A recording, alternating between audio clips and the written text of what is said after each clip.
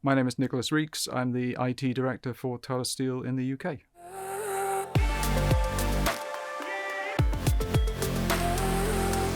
The core remit for me in the organisation is to manage the overall IT service that's provided to our different steel operation and selling operations within the UK.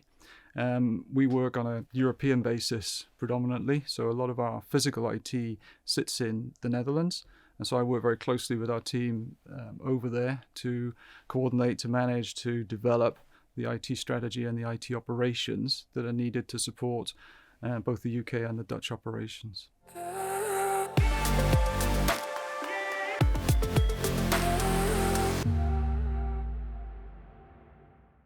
I've had a career in steel since 1990, and I've had almost like a gig economy, I suppose, or gig session. I had 10 years in sales, 12 years in procurement, and about 11 years in IT. So I've had quite a wide spread of experience within the company.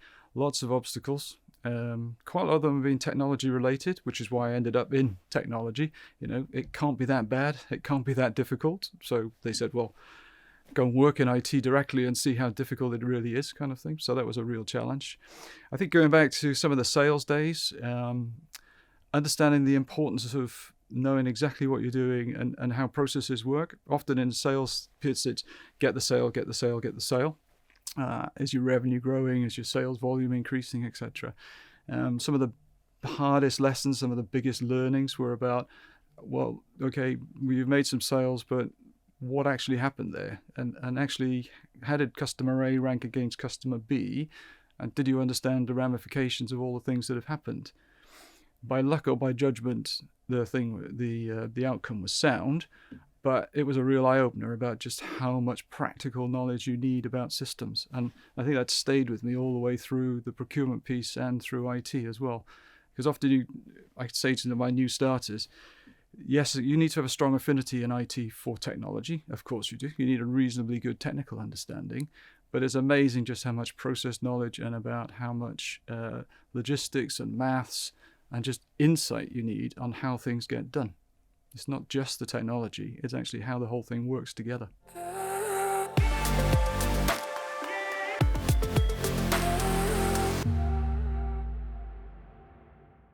Luckily, a few of my managers and quite a few of my outsourced team have got the same sort of experience and background knowledge that I've got. Many people have entered the steel industry and stayed within the steel industry. So we're fortunate to have a fantastic, experienced pool of people that are pretty committed to what we do and how we use the systems.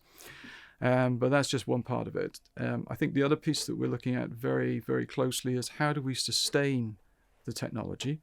And what's our change strategy going to be? And what's the trigger point for when we will change? Simply saying, let's get a new system in. Let's move to SAP. Let's move to such and such a program, etc. Yeah, that's okay. But you need to think about how you're going to get there. What's the impact? And what's the business case going to look like? And increasingly for a lot of legacy systems, the business case is pretty weak, actually, because you're not going to do anything substantially different other than bring a new code base. Now, at some point, you've got to do that because the code base is just completely out. So then you're also looking at more innovative strategies. Can I rebase that? Can I refresh that product in a different way? Do I have to completely overhaul and start again with a brand new greenfield? Or can I upgrade the code? Can I recast it, recut it?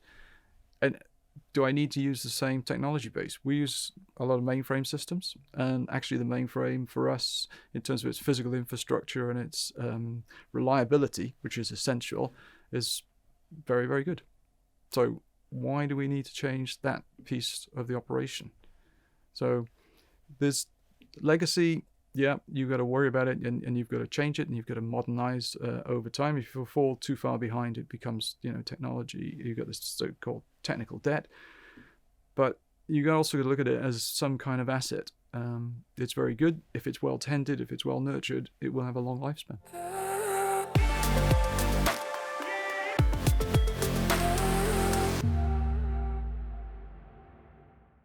I don't think any one individual can keep up with the pace of change on any of the cyber attacks that are happening today, whether it's Colonial out in the USA, whether it was any of the manufacturing companies or banks or such like that you see in the headlines. and out practically every day on a newsletter. You get multiple newsletters. There's attack here, attack there, attack here, attack there. We use a external body for a security operations center and for threat assessment. We keep a very strong link with our colleagues in India and the Netherlands. We have weekly touch points just on security, on cyber, on the latest cyber threats. Each of us has got a slightly different input in terms of whether it's our national cyber bodies, whether it's third-party experts that work alongside us, and we make coordinated decisions on that basis about what products we're going to run, what sites we're going to have open, etc. Because that's the only way. You've got to have it very transparent and a very clear flow of information about the risks. I think the other thing that we're kind of looking at is understanding what our defence position is.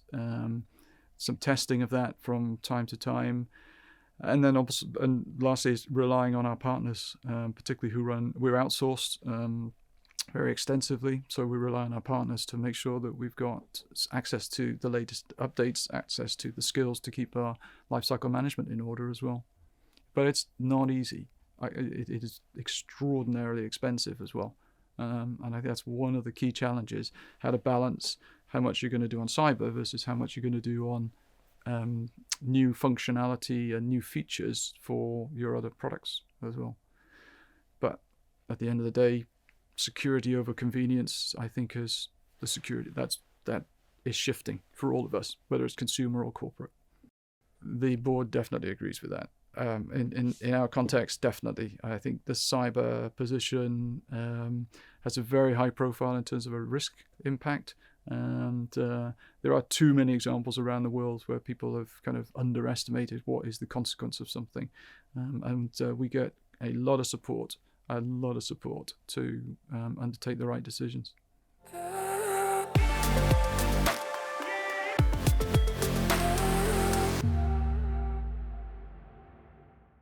We have been in a unique position the last couple of years where we've kind of been under hiring freeze, or we've been downsizing, and because we've outsourced, obviously then our partners pick up a lot of the slack then in terms of the recruitment piece and the management of talent. What we have found in the last 18 months is our partners have really, really struggled, and so what we've done is to sort of say to them, well, what's our role in particularly your retention piece, but also in about your recruitment activities as well, because we've got a story to sell. We've got some exciting technologies that we use to manufacture. Coming around a steel plant is quite an exciting experience as well. It's very live, it's very real. And we also got plans for what we'd like to do in the future.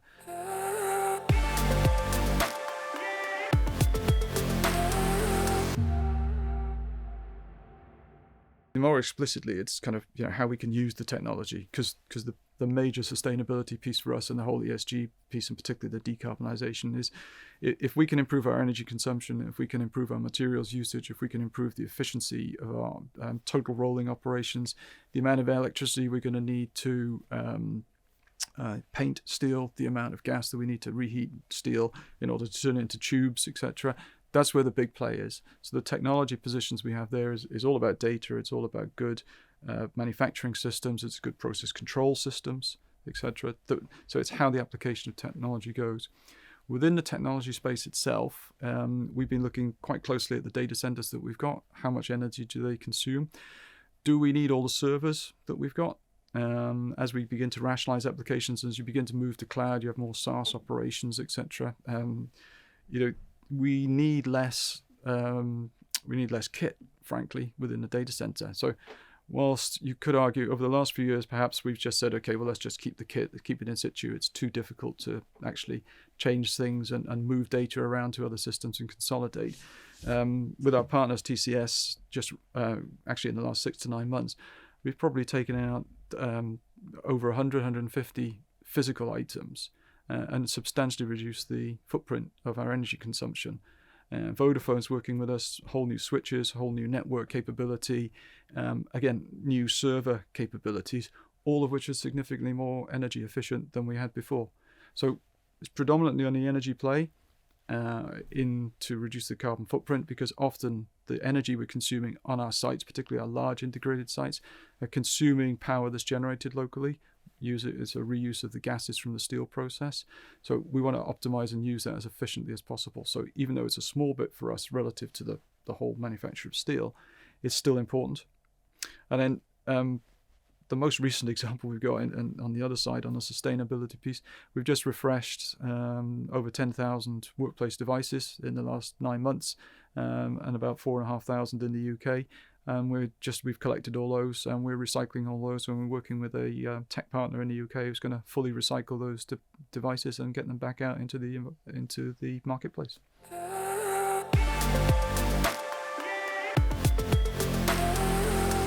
Right now, one of the biggest priorities we've got is how to manage our cost base very, very keenly. The overall challenge in the steel sector and the manufacturing sector in Western Europe, it's all about how we're going to transition to a decarbonisation capability. So for that, we need a significant level of investment.